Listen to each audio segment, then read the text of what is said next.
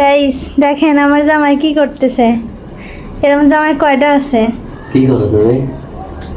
এই তোমার কাজগুলো একটু বন্ধুদের সাথে শেয়ার করতেছি। এটা ভিডিও করার আবার কি আছে? ও মা, তুমি এত সুন্দর কাজ করে দিতেছো, বইয়ে হেল্প করতেছো, দেখাবো না?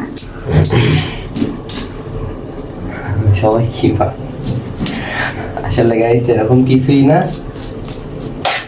অফিসের কাজ টাজ না, আমি এমনিতে অনেক বেশি ব্যস্ত। আমার নাইট ডিউটি চলে, এদিকে মানে বাসায় কোনো বাজার তরকারি কিছুই ছিল না। আমি সারাদিন ঘুম পাড়ে এমন সময় এখন আসছে, এখন যদি ও একলা একলা সব করতে যায় তাহলে আমার আজকে ডিউটি মিস হয়ে যাবো। এখন নিরুপায় হয় যে নিজেও শুরু করে দিছি।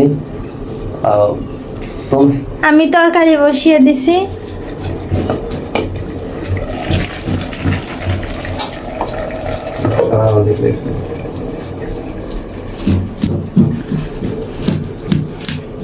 ও তরকারিটা বসায় দিছে, এদিকে আমি মাছটা একটু ইয়ে করে দিলাম, গাছটা উঠাই দিলাম, একটু হেল্প হয়ে গেল যাতে কাজটা একটু তাড়াতাড়ি হয়।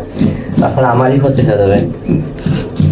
কেন তোমাকে সকালবেলা আনতে বলছি, তুমি আনো নাই কে? সকালে মাছ পাওয়া যায় না, এখন গেছি মনে করো যে তাই মাছ মাছ প্রতিবার কাইটে নিয়ে আসি গাইস, বাট মানে আমি গেছি একটু আগেই, মানে আরেকটু পরে ওরা সবাই মানে ঠিকঠাক হয়ে বসে। মাত্র 2টা মাছের দোকান ওখানে এখন পর্যন্ত বসছে, তাও আবার মানে এখনো কাটার লোক আসে নাই।